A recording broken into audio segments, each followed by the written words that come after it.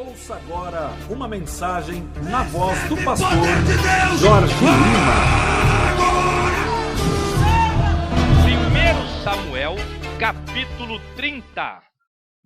Mensagem dessa noite: libertando a sua família. Aleluia!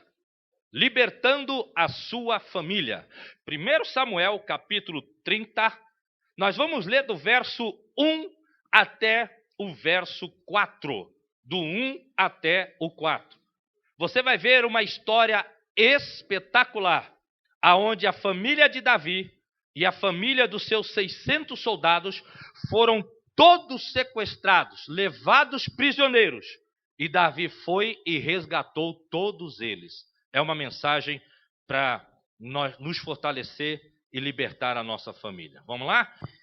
Sucedeu, pois, que chegando Davi e os seus homens ao terceiro dia em Ziclague, já os amalequitas tinham invadido o sul, e Ziclague, e tinham ferido a Ziclague, e a tinham queimado a fogo, e tinham levado cativas as mulheres e todos que estavam nela, tanto pequenos como grandes. A ninguém, porém, mataram, tão somente os levaram consigo e foram o seu caminho. E Davi e os seus homens chegaram à cidade, e eis que estava queimada a fogo, e suas mulheres, seus filhos e suas filhas tinham sido levados cativos. Então Davi e o povo que se achava com ele alçaram a sua voz e choraram, até que neles não houve mais forças para chorar. Queridos, tempos atrás eu estava meditando nesse texto, até para já matar a curiosidade sua. Como é que você medita, pastor? Eu tenho a Bíblia gravada em áudio no meu computador, e ali eu fico meditando, tem várias versões, eu tenho um programinha lá que ele faz comparação de 5 versões bíblicas e assim por diante. Eu meditava na palavra do Senhor esses dias, e a palavra do Senhor se revelou a mim aqui de uma forma muito grande. E eu quero ir ponto a ponto e explicar para você esse momento difícil que Davi teve na vida, quando a sua família foi capturada pelos inimigos. Nós vamos ver o que isso quer dizer nos dias de hoje. E nós vamos ganhar hoje armamento para poder libertar a nossa família. Aqueles que ainda não são crentes, ou aqueles que já aceitaram a Jesus, mas por algum motivo voltaram a se escravizar novamente. Agora veja bem, aqui só para você entender aonde começou o capítulo 30, só para fazer um lance, trazer a memória de você. Davi tinha vencido o gigante filisteu e estava sendo, passou algum tempo, ele estava sendo perseguido por Saul. Então, para que Davi continuasse vivo, porque ele declarou que ele não tocaria e não mataria Saul de forma nenhuma, Davi então foi morar numa região dos próprios filisteus. Ziclague era uma região dos filisteus. Ele pegou uma amizade com o rei que ele tinha enganado um dia, um dos príncipes dos filisteus, e começou a conquistar muitas vitórias. E Davi começou a viver do lado dos filisteus, não em aliança com eles contra Israel, mas começou a viver ali e conquistar muitas coisas e muitas vitórias. E eles estavam habitando na cidade de Ziclague. Porém, ele habitava com mais 600 valentes, eram homens poderosíssimos, que tinham deixado o exército de Israel para poder aliar-se juntamente com Davi. Eles sabiam que mais cedo ou mais tarde, Davi seria rei sobre todo o Israel. E Davi, então, ele estava vivendo uma vida de muitas conquistas, de muitas vitórias. Vai prestando atenção para você não perder nada e estar bem ligadinho na revelação. Davi estava vivendo uma fase de muitas vitórias, de muitas conquistas na vida. Aonde Davi entrava com aqueles 600 homens, o Davi conquistava vitória contra milhares e milhares. Né? Aqui a gente já tem uma revelação, né? Não é o assunto, mas vale a pena dizer, meu irmão, às vezes a igreja é pequena e simples como essa daqui. Tem dezenas de pessoas, mas às vezes ela é bem mais poderosa do que uma igreja que tem milhares, sabia disso? Ela no mundo espiritual ela tem uma força muito grande. Davi só era um exército de 600 homens, mas eles venciam o exército com 20 mil, contra 30 mil, e assim por diante. Davi estava vivendo uma vida de muita vitória. Um tempo desses ele passou 3 dias fora, e ele estava voltando então para o seu lugar, aonde eles habitavam, a cidade aonde eles tinham colonizado, onde eles tinham feito a vida deles. Quando eles estão chegando perto da cidade, eles percebem que a fumaça estava bem alta, e eles então desesperaram. Quando eles entram gritando dentro da cidade, procurando pelas suas mulheres, procurando pelos seus filhos e filhas, uma surpresa lamentável. Toda a família deles estavam sequestradas. Não havia uma mulher, não havia um garoto, um adolescente, não havia uma moça adolescente. Todas elas estavam sequestradas. A cidade destruída e tudo levantado em grande ruína e em grandes chamas. Meu irmão, aqui começa a revelação. Quantas vezes isso acontece conosco também? Quantas vezes nós estamos em um culto maravilhoso, nós estamos num culto, meu irmão, poderoso, a unção de Deus vem forte, a gente pega anjo com a mão, roda capoeira gospel, luta UFC evangélico, faz um monte de coisa, sai do culto alegre, sobe na moto e vai para casa alegre, entra no carro e vai para casa alegre, mas quando nós chegamos em casa, temos que nos deparar com algumas verdades. Às vezes é um marido que é viciado na bebida e está lá bêbado. Às vezes é um filho que não está em casa e saiu para roubar. Às vezes é uma filha que não está em casa e foi para a balada. Às vezes é um filho que não está em casa e foi fazer o que não presta e correndo risco na mão de traficantes. Quantas vezes nós saímos de um momento maravilhoso, nós estamos vivendo vitórias em todas as áreas. Tudo que nós colocamos a mão está prosperando. Tudo que nós colocamos o pé está sendo abençoado. Mas dentro de casa as coisas não estão indo bem. Dentro de casa estamos tendo problema com os pais. Dentro de casa estamos tendo problemas com os filhos, que muitas das vezes ainda não são evangélicos. Ameaça de morte por causa de tráfico. Ameaça de ser preso e de ser morto no presídio. E muitas outras ameaças. E muitas vezes, meu irmão, a gente vê os cristãos sofrendo barbaridade. Sofrendo muito, porque a sua família está em ruína. E sabe qual é a verdade? Nenhuma vitória no mundo vai substituir a derrota na vida familiar.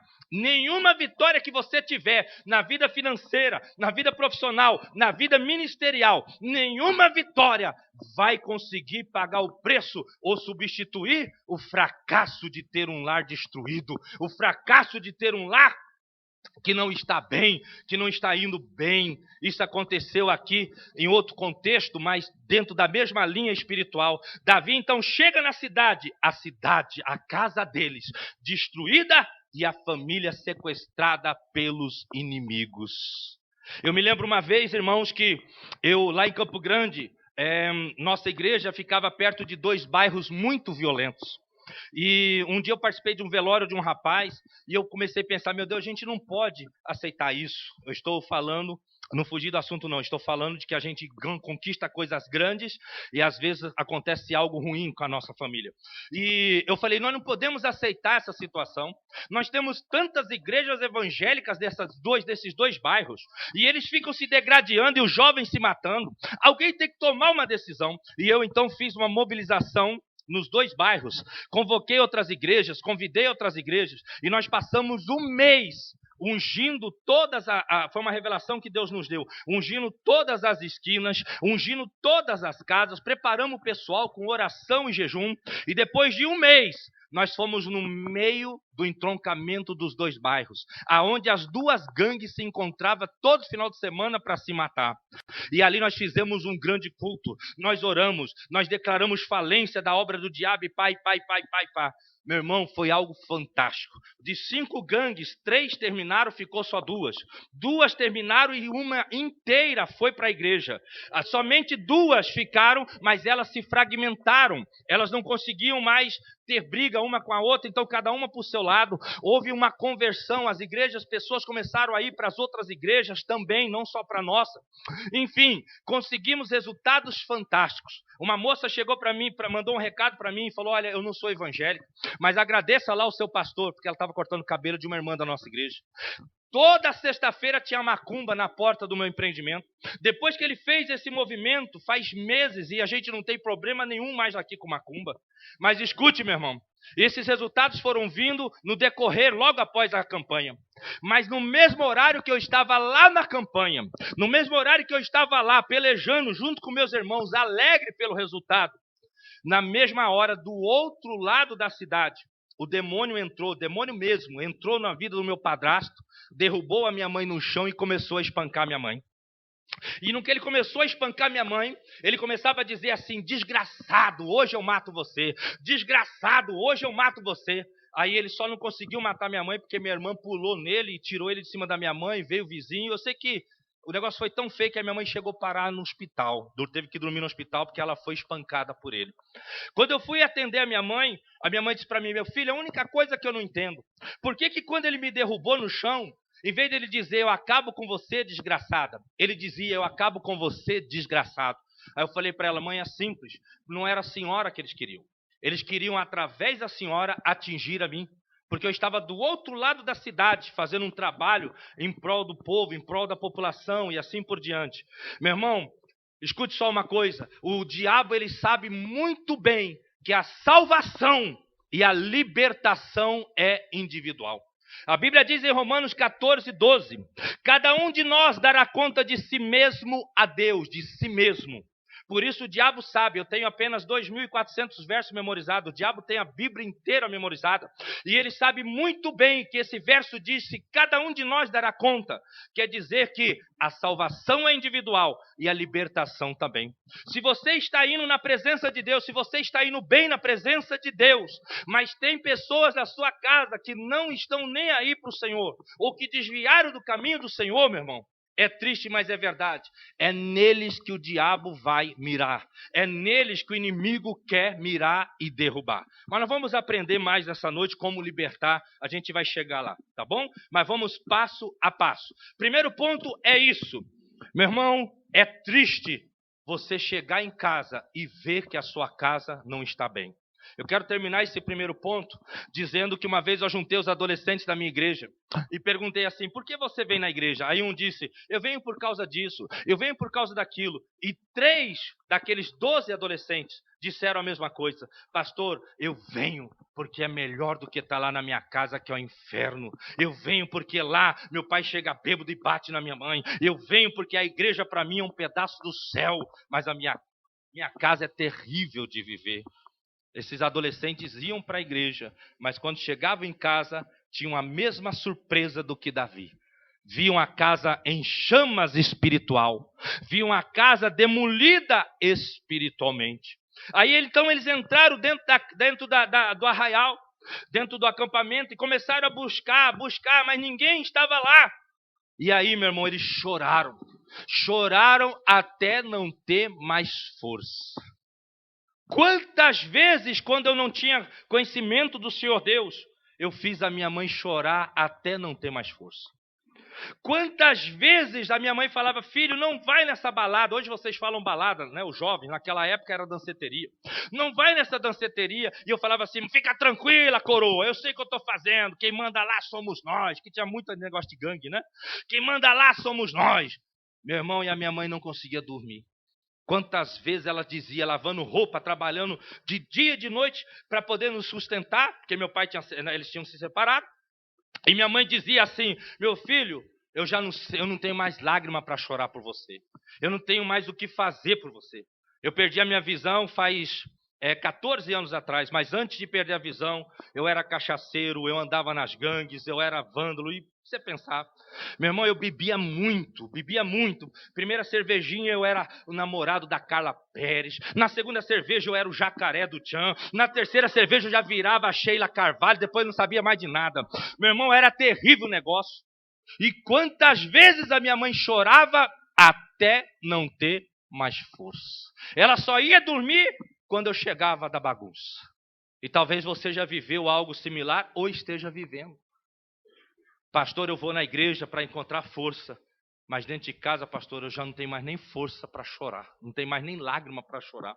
Talvez você seja do tipo: pastor, eu estou indo para a igreja porque lá eu encontro força, ajuda, porque dentro de casa não é fácil. Ter um marido do jeito que eu tenho, ter uma esposa do jeito que eu tenho, não é fácil. Mas que você vai ouvindo a mensagem, que você vai aprender armas fantásticas nessa noite.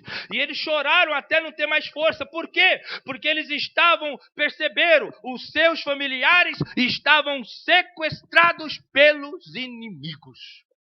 Presos. Nos dias de hoje, essa prisão é as drogas. Nos dias de hoje, essa prisão é a prostituição. Nos dias de... Ô, meu irmão, e uma coisa, hein? Não vai pensar você que prostituição é sexo somente por dinheiro.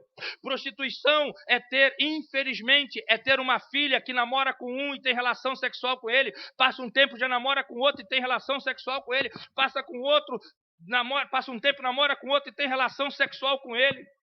Prostituição é, como diz no linguajar de hoje, é o mesmo que ficar. Só mudou o termo. Na Bíblia, ficar, ou melhor, no Brasil hoje, o ficar é o mesmo que prostituir-se na Bíblia. Então, quando nós temos lá uma filha, uma irmã, uma sobrinha, que tem um hábito de ficar com um monte de gente, e aquela fama dela corre no bairro inteiro, corre na vizinhança inteira, é uma moça, uma adolescente que também está prisioneira. E a prisão vai longe, prisioneira por causa do tabaco, prisioneiros por causa da bebida, prisioneiros por causa da imoralidade sexual. Pessoas prisioneiras. E nós que temos Jesus, vemos essas coisas e nós choramos, porque a gente não quer ver o sofrimento e a dor dessas pessoas. Só que aqui tem uma coisa interessante. Sabe por que muitas dessas coisas aconteceram? Pela falta de sabedoria de Davi. Davi era um jovem ainda, ele ainda não era um homem. Ele ainda era um jovem que estava tinha passado pouco tempo pelos seus 20 anos de idade. E agora ele era um líder de um exército de 600 homens apenas, mas muito poderoso. Porém, Davi não tinha tantas estratégias de guerra. Porque Davi, ele era um homem que ele venceu um gigante por causa da sua valentia. Mas Davi não fazia nem parte do exército de Israel quando ele venceu o gigante. Mas sabe uma coisa interessante, irmão? É que o Davi fez uma bobeira muito grande. Ele tendo um exército de 600 homens, ele jamais poderia ter feito o que ele fez. Ele ia para as batalhas e ele deixava o acampamento desguarnecido. Ele ia para as guerras e no começo, como ele não tinha tanta experiência de batalha, ele deixava o seu acampamento desprotegido. Eles eram tão valentes que se eles tivessem só 200 soldados para cuidar do acampamento, aqueles 200 soldados colocariam milhares em fuga. E eles venceriam outras batalhas com apenas 400 homens. Mas qual foi o problema de Davi? Davi faltou sabedoria para ele. E ele foi com o exército inteiro para a batalha. E no que ele foi com o exército inteiro para a batalha, o inimigo veio e sequestrou e levou prisioneiro as suas famílias. Pastor, ainda não entendi aonde o senhor quer chegar. Simples. A falta de sabedoria de um pai, a falta de sabedoria de uma mãe, faz com que eles percam os filhos de debaixo da guarda deles. A falta de sabedoria dos pais faz com que o diabo entre dentro do lar e sequestre e aprisione os filhos debaixo do nariz dos pais. Foi isso que aconteceu com Davi. Foi para a guerra, conquistou, venceu, teve muitas vitórias, mas quando ele chega em casa, por não ter sabedoria, a casa estava em ruínas. Sabe o que é ter sabedoria? Ter sabedoria, meu querido irmão, é você ter equilíbrio na educação com os filhos. Ter sabedoria é você ter equilíbrio no se dar com os pais que não são cristãos.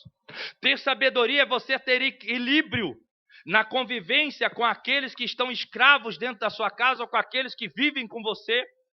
Sabe o que é ter sabedoria? Ter equilíbrio é não ser rígido demais.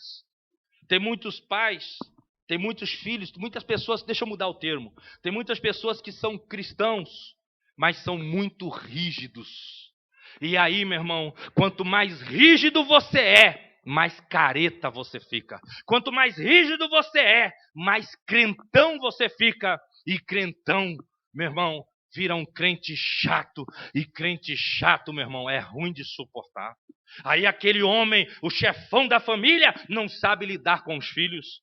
Os filhos ainda não são crente, mas o chefão, o crentão não sabe lidar com os filhos. A crentona não sabe lidar com o marido que ainda não é crente. É mais ou menos do tipo assim: meu bem, vai ter um evento especial na igreja, campanha da família. Vamos lá comigo, meu amor. Você sabe que eu não gosto de negócio de crente. Você não gosta de negócio de crente, você vai pro inferno desse jeito, seu trem. É pro inferno que você vai, você quer ir pro inferno? Aí o camarada deixa eu ir quieto pro meu inferno assistindo meu joguinho, vai lá pra tua igreja. Isso é a crentona. Fala a Deus, né? Essa é a crentona. Vai vendo, é a pessoa que não tem sabedoria, ela é rígida demais. A pessoa que não tem sabedoria, que não tem equilíbrio, é aquela que é liberal demais. Meu amigo, você não pode ser nem rígido e nem liberal. Você tem que ser o que a Bíblia diz que você tem que ser. E a Bíblia diz em Mateus capítulo 5, verso 3, vocês são o sal da terra e a luz do mundo. O sal não pode se tornar insípido. Você não pode salgar, senão ninguém come. E você não pode ser liberal demais, porque senão não tem gosto. Você tem que ter equilíbrio. Faltou equilíbrio para Davi. Faltou sabedoria para Davi. Meu amigo, como tem faltado sabedoria para o povo cristão. Como tem faltado sabedoria para lidar com aqueles que não são crentes e que estão na nossa casa. Às vezes alguém chega e diz assim, olha, vai ter o casamento da nossa sobrinha. Eu estou sabendo, mas a nossa sobrinha não é crente. Eu não vou em festa que não é crente. Meu amigo, a Bíblia diz em João capítulo 17, do verso 15 em diante. Olha só, não abra não que você perde o ensino, mas olha o que Jesus disse. Não, Jesus falando para Deus, em oração, não peço que os tire do mundo, mas que os livre do mal.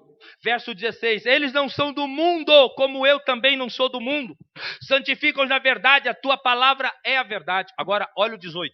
Assim como o Senhor me enviou ao mundo, eu envio eles ao mundo. Meu irmão, não seja rígido demais. Vai na festa dos seus parentes que não são crentes. E ilumine lá, porque é lá que você tem que iluminar. Vai na festa dos seus familiares que não são crentes e ilumine lá, porque é lá que você tem que iluminar.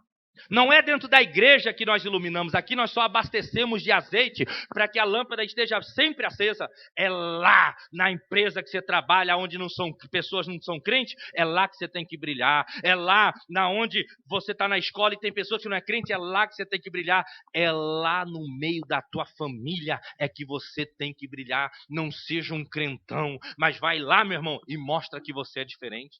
Jesus estava dizendo, eles não são do mundo, como eu não sou do mundo. Sabe o que Jesus estava dizendo? Eu vou enviar vocês ao mundo, mas vocês não podem ter a mentalidade do mundo. Vocês vão conviver com eles, mas não pode ter a mentalidade deles. É isso que Jesus estava dizendo.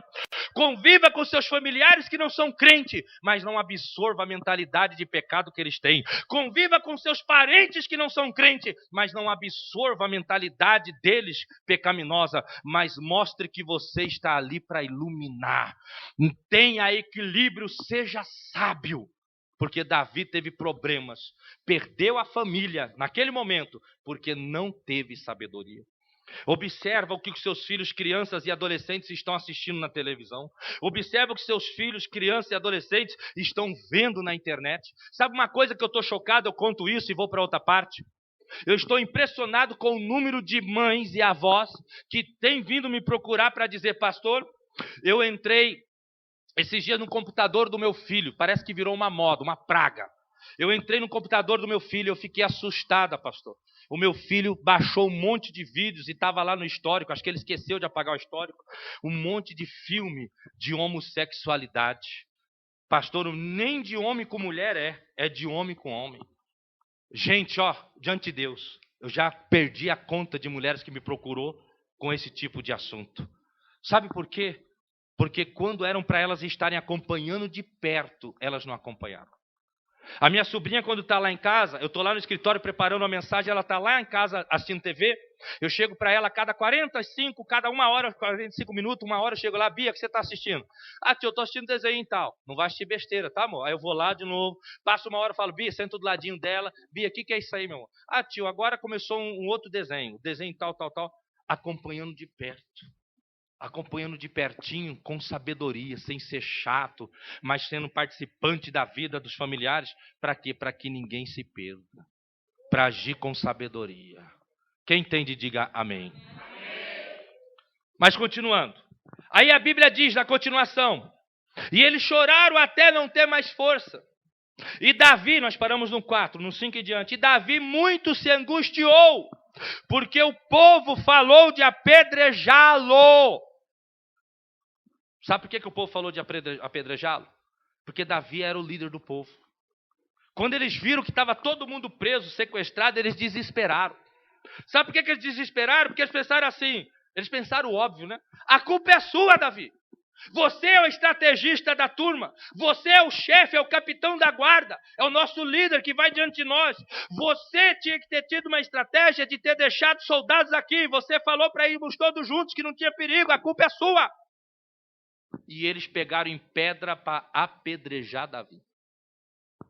Coisa tremenda, né? Mas vamos ver um pouco mais. E Davi muito se angustiou, porque eles pegaram em pedra para apedrejarem a Davi. Então, verso 6, Davi se reanimou no Senhor e disse: tragam-me aqui a estola sacerdotal. Então ele fez uma oração e disse: Senhor, irei atrás desses homens que sequestraram nossa família? E o Senhor disse: sim, vai atrás deles. Agora presta atenção na revelação. E liberte-os. 3 coisas você tem que fazer para libertar a sua família. Nós falamos de algum tipo de prisão. Nós falamos que a falta de sabedoria faz o diabo entrar dentro de casa e roubar os filhos e os bens que nós temos, as esposas, marido e tudo. Nós falamos que às vezes estamos em vitória fora, mas dentro de casa as coisas não estão bem. Agora, 3 coisas que você tem que fazer para libertar a sua família. Quem quer aprender, diga amém. Amém. Primeiro, encontre um equilíbrio emocional. Davi se reanimou. O Davi chorou junto com eles até não ter mais força. O Davi chorou muito. Mas chegou uma hora que o Davi pensou: peraí, para tudo. Apedreja, pega em pedra, vamos mais, calma, só uma coisa, calma. Peraí, gente, ainda há uma esperança. Vamos consultar a Deus. Não tem nada perdido, ainda há uma esperança. Vamos acalmar. Acalma. Deixa eu consultar a Deus primeiro. Depois do que Deus falar, vocês decidem o que vão fazer. Mas deixa eu consultar a Deus primeiro. O Davi encontrou um equilíbrio emocional. Querido, se a gente deixar, o diabo aprisiona tanta gente da nossa família para nos atingir, que a ideia não é eles. A ideia é nós. É nós, o alvo do diabo somos nós.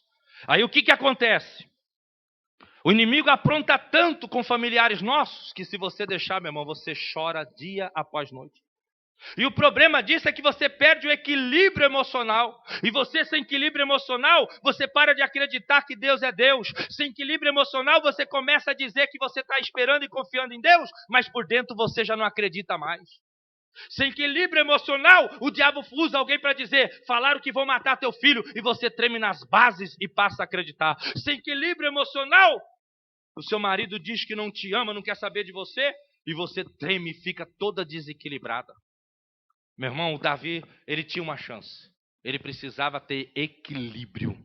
Ele parou com tudo, se concentrou, embarcou, engoliu seco e levantou a cabeça. A Bíblia diz: e Davi se reanimou no Senhor.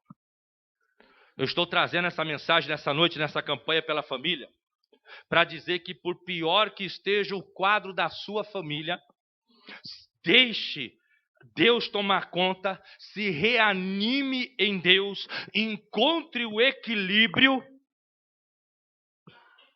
Sabe por quê? Se você encontrar o equilíbrio emocional, você vai ver daqui a pouco que Davi foi com o exército e trouxe todos os familiares de volta e nenhum morreu. Então encontre o equilíbrio. Respira fundo, enche o peito de ar e continue. Continue firme. Isso aqui para as mulheres tem que dobrar a atenção. Porque sendo o homem racional e a mulher emocional, a mulher tem por natureza mais dificuldade de lidar com abalos emocionais. A mulher tem mais dificuldade de manter equilíbrio quando um filho está doente, quando um filho está sendo ameaçado, quando as coisas dentro de casa não estão bem.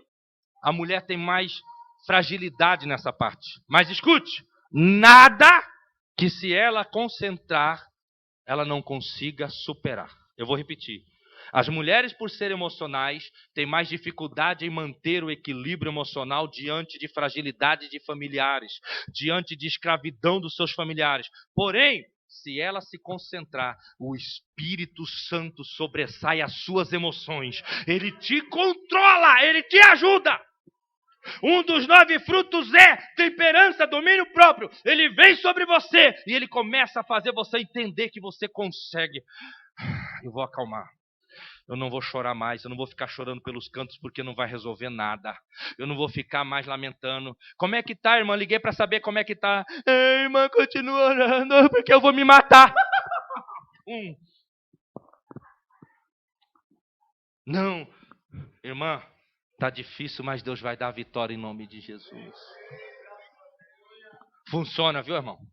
Funciona porque eu comecei a praticar isso na minha família, com algumas lutas que nós temos lá.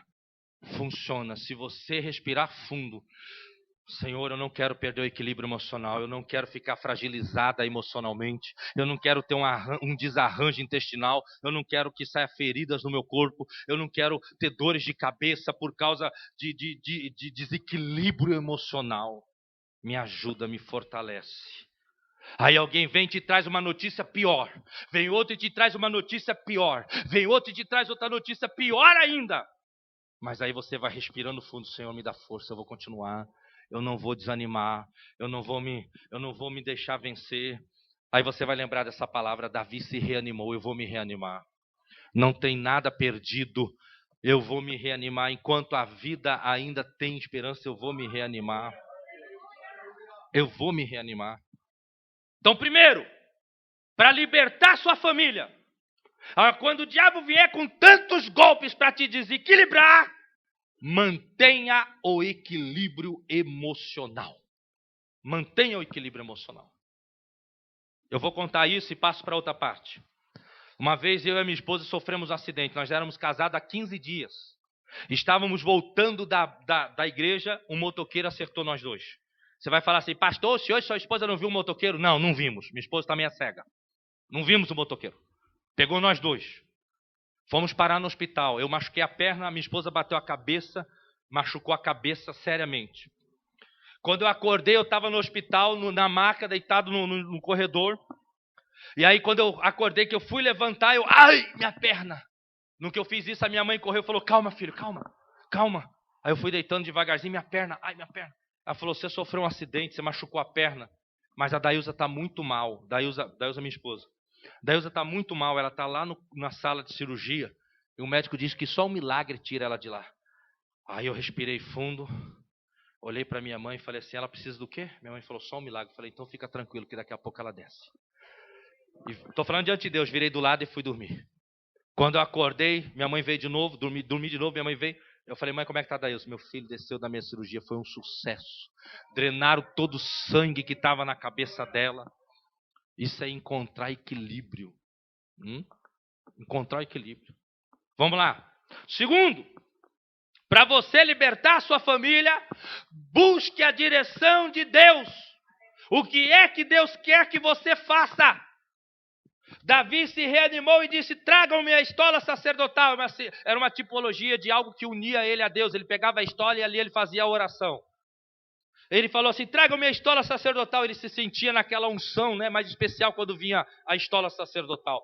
Aí ele pegava a estola, ele pegou a estola sacerdotal e fez uma oração. E ele disse, Senhor, iremos atrás desses inimigos e traremos nossas famílias de volta. E Deus diz, sim, vai. E você vai libertá-los. Segundo passo para você libertar a sua família. Pegue a direção de Deus. Senhor, como que eu vou fazer para o meu marido se converter? Eu vi um testemunho de uma irmã da Coab 2, por favor, foi a revelação que ela teve. Não imite isso, foi uma revelação que ela teve. Você já imaginou o que é sofrer 25 anos, se eu não me engano? Marido bêbado, meu irmão. O marido bebia até chamar urubu de meu louro. O cara trocava tudo. Ela na igreja e ele na cachaça. Ela na igreja e ele na cachaça. Aí um dia ela chegou lá no bar, o marido dela bebendo. Ela foi lá no bar e disse assim. Estou falando da direção que Deus dá. Chegou para aquele monte de cachaceiro no bar e falou, escute aqui. Eu não vou perder meu marido para vocês. O meu marido Deus me deu. Eu não vou perder para cachaceiro nenhum. Não faça isso. Ela fez porque recebeu uma direção. Foi para casa. 25 anos ela na igreja, o marido chumbando. Ela na igreja, o marido cachaçando.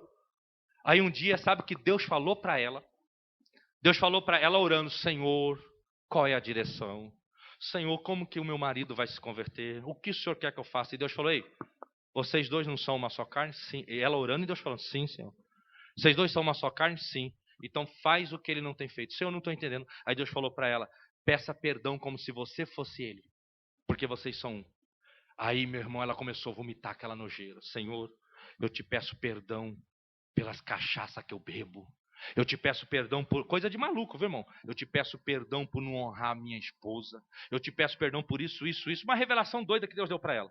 Só que eu te digo uma coisa, não deu 15 dias, o marido dela foi transformado da água para o vinho. Ela teve uma direção.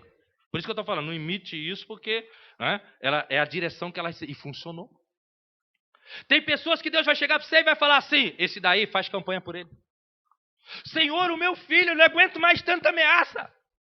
Uma vez eu estava pregando na igreja de vocês em Curitiba, e aí acabou o culto, aquele culto maravilhoso, sabe, meu irmão? Aquela coisa linda. Chegamos na casa do pastor que eu estava hospedado, e em seguida chegou uma mulher desesperada. Pelo amor de Deus, orem, porque eu acabei de chegar do culto lá em casa, e os traficantes foram lá e falaram que o meu filho, eles vão invadir minha casa e vai matar todo mundo que está lá dentro, porque meu filho está devendo eles. Aí nós oramos. Quando nós oramos, Deus falou, diga para ela ficar tranquila, que eu vou apaziguar o coração dos traficantes contra o filho dela, por causa do amor que eu tenho a ela. Meu irmão, 2 Reis 8 diz, Deus não destruiu Judá por amor a Davi. Por amor a um homem que ora, Deus impede o seu filho de morrer. Por amor a uma mulher que ora, Deus impede o seu marido de ficar sempre nas bebidas. Aí sabe o que aconteceu? Nós oramos, eu falei, irmã, Deus está dizendo, fique tranquila, porque tudo vai ficar bem com o seu marido. Tudo vai dar certo com o seu filho. Ela meio que desconfiadinha, mas era a palavra que Deus estava dando, a direção que Deus estava dando. Acalma, se acalma. Aí ela foi para casa, chegou em casa, no outro dia, os traficantes encontraram o filho dela, e é como se não conhecesse mais o filho dela. Oi. O som, testando. É como se não tivessem conhecido mais o filho dela. Ela teve uma direção, vai até os pastores e pede oração naquele momento. Sempre Deus vai te dar uma direção. Para uns você vai ter que jejuar. Para outros Deus vai faz campanha em cima de campanha. Vai ter campanha lá na Orleana? Faz. Vai ter outra campanha na família? Faz. Não precisa ficar aquele, não fique nem macaco pulando de galho em galho. Aí tem campanha lá na Mundial, vou ter campanha na Universal. Opa, terminei essa, vou fazer uma agora lá na igreja também. Não. Fica firme aonde você está. O Deus que vai abençoar em outros lugares vai abençoar aonde você estiver. O negócio não é os lugares, o lugar é o seu coração. Nunca esqueça. O negócio não é as igrejas, o negócio é o seu coração. Entendeu? Não é as igrejas. Tem gente, meu irmão, que é maluco. Agora eu sou da Orleana, mas eu estou na campanha da Mundial, é minha família. Meu irmão, o que faz a diferença é o seu coração. Mais uma campanha na minha igreja, estou lá. Passou 2 meses, passou 1 mês, outra campanha de família na minha igreja, estou dentro. Escute isso, eu conto isso e vou para a última parte. Uma vez, a minha mãe sofreu um acidente, eu estou falando de ir na direção de Deus, para libertar a família. Uma vez a minha mãe, ela foi trabalhar e houve um acidente. O motorista, ela estava nos últimos bancos de trás, o motorista do ônibus passou rápido na lombada, ela subiu lá em cima, bateu a cabeça no teto e bateu a bacia dela bem na quina do banco. No dia que aconteceu isso, aconteceu com 3 pessoas, 2 ficaram aleijadas. E a minha mãe foi para o hospital. Minha mãe, 65 anos. Quem olha pensa que ela tem 45, né? Criada na roça, aquela mulher forte, saudável. O que aconteceu? Fui visitar a minha mãe, aquilo cortava meu coração. Os médicos dizendo que possivelmente a minha mãe ia mexer só do pescoço para cima. Rapaz, quando eu chegava lá visitando a minha mãe, falava, mãe, quem limpou a senhora? Eu falava assim, o enfermeiro me vira de lado, eu grito até não aguentar mais e ele me limpa. Mãe, mas os médicos estão falando o quê? O especialista está viajando e eles tiraram radiografia aqui, entraram em contato com ele, minha coluna está torta, minha coluna quebrou, minha coluna não sei o quê. Já estão trazendo até psicólogos para trabalhar comigo, dia sim, dia não, para trabalhar o meu psicológico, porque possivelmente eu vou ficar aleijada. Ah, meu irmão. Aí sabe o que eu fiz? Fui para a oração. Falei, Senhor, em nome de Jesus, minha mãe está sendo escrava na mão do diabo. Uma situação dessa. Aí eu estou orando, Deus diz o seguinte para mim, Não, aí eu estava orando e Deus falou assim para mim, faz um jejum por ela. Vai vendo, estou falando de libertar a família. Estou falando de manter a direção que Deus te manda. Aí eu cheguei para minha mãe no hospital e falei, mãe, nesses próximos dias eu não vou vir aqui, porque eu vou estar fazendo um propósito pela vida da senhora. E Deus vai libertar a senhora disso.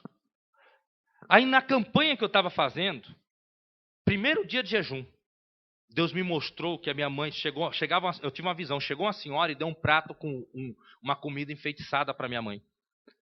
E a minha mãe comeu aquela comida. E depois que ela comeu aquela comida, dias depois ela teve esse acidente. E por que era o jejum? Para quebrar essa força. 3 dias depois, diante de Deus, irmãos, 3 dias depois, acabou o jejum. Estou eu em casa, acabei de tomar um banho, me arrumei, já tinha ligado para o irmão, ele ia encontrar comigo e levar eu no hospital para visitar minha mãe. Eu falei, bom, eu pensei, vou chegar lá, vou orar pela minha mãe, macumba, cai por terra, em nome de Jesus, cai por... Aí estava preparado. Quando eu estou saindo num quintal de casa, entra um carro todo alegre buzinando. Aí eu assustei, saí meio de lado, aí parou o carro, a minha mãe toda alegre. O meu irmão dirigindo e a minha mãe, ô filho, tudo bem? A gente faz aquela cara de bobo, né? Mãe? Ela falou, sim. Aí ela desceu do carro, meio... Falei, o que está acontecendo? Aí ela falou assim, meu filho, você acredita? Eu tinha terminado o jejum na noite. De manhã, poucas horas depois. Aí a minha mãe chegou e falou assim, filho, acredita que hoje cedo chegou o especialista, tirou novas chapas e a minha coluna está no lugar? Meu filho, você acredita que ele falou que eu vou usar só uma cinta aqui, um negócio que aperta aqui, só para ajudar ela a fixar bem, mas que eu não vou ficar mais aleijado? Eu falei, mãe, entendeu, mãe, porque eu não fui lá te assistir esses 3 dias? Meu irmão, o que eu estou contando para você? Que a minha mãe foi liberta de ser aleijada, liberta da humilhação que o diabo ia fazer. Já pensou o que é viver 65 anos trabalhando, dando pesado, dando duro, para depois terminar a vida em cima de uma cadeira de roda? A humilhação que ia ser isso aí?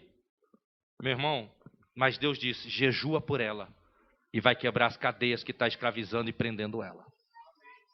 Terceiro e último, para você que quer libertar a sua família, você precisa se reanimar em Deus, encontrar um equilíbrio emocional, você precisa pegar a direção de Deus para cada um que Ele quer que você liberte, que você precisa libertar na sua família. Terceiro e último, você tem que estar preparado para lutar por eles. Você tem que estar preparado para lutar por eles. Se daqui para o final não der para você falar aleluia, pode falar aleluia que Jesus vai entender. Escute, por favor. Eu vou alcançá-los, entregará meus inimigos em minhas mãos. Esses aqui eram os amalequitas contra que pegaram eles lá. Disse Deus, vai e liberte-os. Até hoje a palavra de Deus ecoa para nós. Por isso que eu estou ministrando nessa noite. Vá e liberte a sua família. Eles precisam que você guerreie por eles. Eles estão perdidos, muitos estão perdidos. E se alguém não guerrear por eles, vai acontecer o que diz Ezequiel 31. Disse Deus, procurei alguém para se colocar na brecha por esse povo. Eu não encontrei, por isso eu permiti que a destruição viesse. Quando você vai analisar Ezequiel 31, você entende que aquele povo, que aquela terra que ele se refere é o povo de Deus que estava afastado e que não estava tendo intercessores por eles. Agora veja. Você tem que estar preparado. Diga, preparado. Você tem que estar bom de guerra. Porque se você não tiver bom de guerra, meu irmão, desculpa te dizer, mas o diabo vai dar na sua cara. Porque o mundo espiritual não é brincadeira. Por que você acha que tem tantos jovens que dizem, me ajuda, eu quero largar de usar droga, mas não consigo? Quantas vezes, meu irmão, eu chegava de madrugada, me ouça aí por uns 10 minutinhos, eu estou terminando a mensagem, me aguenta só mais 10 minutos, eu vim de 17 horas de viagem, me ouça 10 minutos, pelo amor de Deus, eu já vou terminar. Meu irmão, eu vinha lá da danceteria bêbado, cachaçado, meus amigos passavam pela frente de casa, e eu era um dos primeiros a ficar que morava ali. Quantas vezes eu sentava na frente de casa e começava a chorar e dizer assim, eu não quero essa violência, Eu não gostava, meu irmão, de ver a nossa gangue batendo em gente inocente, sabe, passava aquelas gangues na rua, vinha aquelas mocinhas, e os rapazes iam lá, metiam a mão nas moças, arrancava a roupinha das moças, só não estuprava porque Deus era bom mesmo, sabe? Eu não aguentava ver aqueles caras, passava 2, 3 ali no meio, já era assaltado. Eu não gostava de ter que ir na pilha dos outros e bater em gente inocente. Quantas vezes, né? Eu sentava na frente de casa e começava a chorar. Eu queria largar disso, mas não consigo. Eu queria sair disso, mas eu não consigo. Precisava de gente para lutar por mim. Precisam de gente para lutar por eles. Agora escute, um detalhe importante. Davi e os soldados dele não eram qualquer um. Eram homens bons de guerra. Eram homens muito bons de guerra. Você tem que ser bom de guerra, meu irmão. Pastor, eu não estou bem. Deixa eu te dar alguns exemplos de pessoas que não estão bem. Se você não estiver bem e for lutar pelos seus familiares, a probabilidade é que você entre na roda e apanhe mais do que os seus familiares estão apanhando. Vou te dar um exemplo. Vou te dar alguns exemplos. Uma vez eu estava expulsando o demônio de um rapaz. Ele tinha epilepsia, 22 anos, o rapaz. Caiu manifestado, ficou lá no chão. Aí eu estou expulsando o demônio dele, veio a irmã dele. A irmã dele de 18 anos de idade. A irmã dele veio, abaixou do ladinho dele, ele era grandão, então quando ele caiu, eu falei, fica repreendido aí. Ele ficou preso assim como no chão, né? Para não fazer estardalhaço. A irmã dele chegou, estou falando diante de Deus, viu? Eu presenciei isso aqui. A irmã dele chegou e disse assim, em nome de Jesus, bem do ladinho dele, em nome de Jesus eu te repreendo, sai dele, demônio. Ele virou para a irmã dele, endemoniado, e disse assim, você bebe escondido toda a pinga que eu mando. E o marido dela do lado. Eu vou usar o termo que ele usou lá, tá bom? E você transa com todos os homens que eu mando quando seu marido sai para trabalhar. E você quer me tirar daqui? Rapaz, ele deu um impulso em cima dela. Só que eu estava ali perto e percebi, eu já gritei, tá lá! Aí ele caiu com tudo. Rapaz, mas aí deu uma nhaca, porque o demônio agora não queria me ouvir. Ele queria pegar a mulher e quebrar a mulher no meio. Quando você não está bem espiritualmente, baratinha esperta não cruza galinheiro. Sabia disso? Agora falando sério, olha que situação difícil que muitos crentes se encontram. Escute, por favor. Olha que situação delicada que muitos crentes se encontram. Estão na igreja ouvindo a palavra e sabe que tem muitos familiares e parentes dele que está preso na mão do diabo, na mão do inimigo. Precisa resgatá-lo? Sim, precisa resgatá-lo. Quem é levantado para isso? Os familiares que são crentes. Agora, como é que ele vai lá se ele não está preparado para a guerra?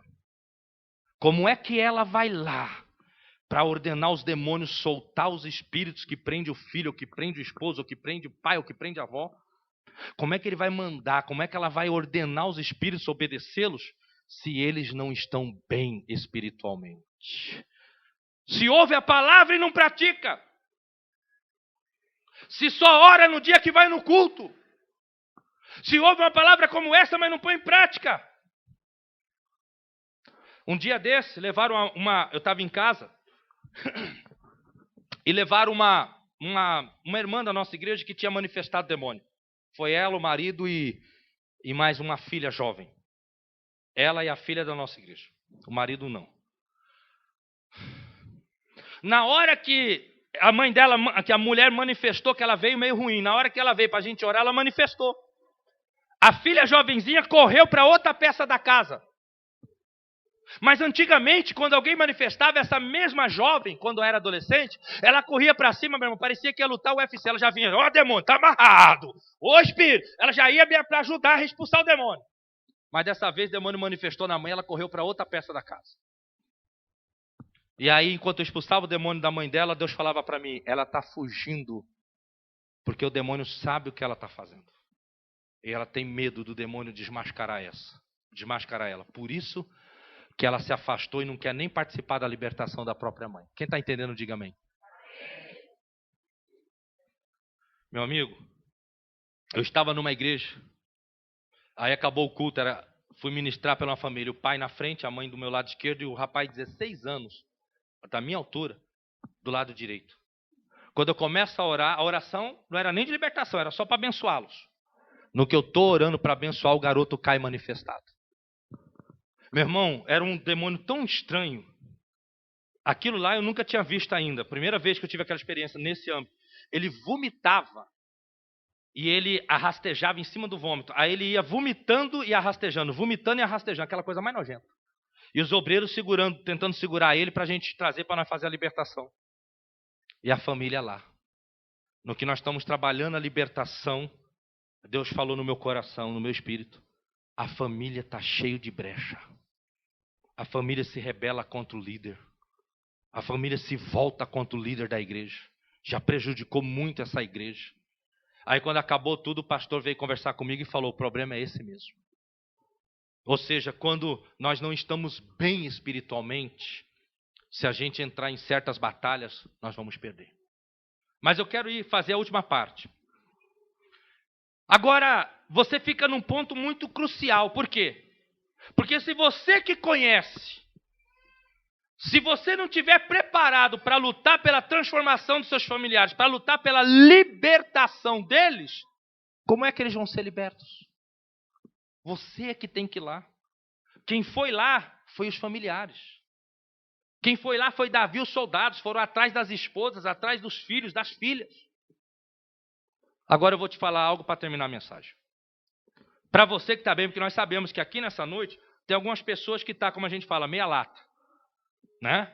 Se chegar lá, eu te repreendo. Não, é só uma brincadeirinha. Só para saber como é que está. Mas nós sabemos que nessa noite aqui também tem gente que é guerreiro. Tem gente que está indo bem com Deus. Tem gente que está do tipo assim, pastor, por enquanto a minha casa está lá naquela situação, mas agora eu estou aprendendo, agora eu estou entendendo. Tem gente aqui, meu irmão, que é guerreira, que não entrega os filhos para o diabo, que não solta o esposo para o diabo. Tem gente aqui que é guerreira. Agora, para você que é guerreiro, sabe o que você faz? Faz a oração certa. Olha só, Efésios 6,12. Porque não temos que lutar, nem contra a carne, nem contra sangue, contra principados e potestades. Meu irmão, a nossa luta não é contra o traficante que escraviza o filho da irmã. Não é contra a amante que quer tomar teu marido. A nossa luta não é contra nenhuma pessoa. É contra os espíritos que usam essas pessoas. É contra os demônios que usam elas. A nossa luta é contra elas, não é contra as pessoas. Escute. Você tem problema com os filhos? Vou te dar um exemplo. Seu filho quer ir para a badala, quer ir para a balada. Você vai lá no quarto dele, que simboliza a intimidade dele. Pega uma camiseta dele, coloca na tua mão, entre as suas mãos, e faz uma oração de guerra. O que Davi foi fazer? Foi guerrear para libertar a família. O que você tem que fazer? Guerrear para libertar a família. Aí você pega a peça de roupa. Mas vê se não vai falar isso, hein? Seu demônio que prende o meu filho. Por favor, se possível, se tiver alguma condição, solta o meu filhinho, por favor. Não, você vai fazer isso aqui, ó. Marcos 16, verso 15. Eu sou o único que vocês conhecem que lê Marcos no livro de Isaías, mas vamos ler. Marcos 16, 17. E esses sinais seguirão os que creem em meu nome. Vocês vão falar em outras línguas, vão expulsar demônios. Quando Jesus fala de expulsar demônio, tem pessoa que pensa que é assim, é só se o demônio manifestar, você expulsa. Não, senhor. Isso aqui é muito abrangente. Isso aqui quer dizer o seguinte, o seu parente está lá no Japão, passando apuro. Você ora aqui. A tua voz entra no mundo espiritual, que nem eu falei desse CD, o Poder Nossa Palavra, e é dado ordem para os demônios soltarem ele lá, na onde ele está.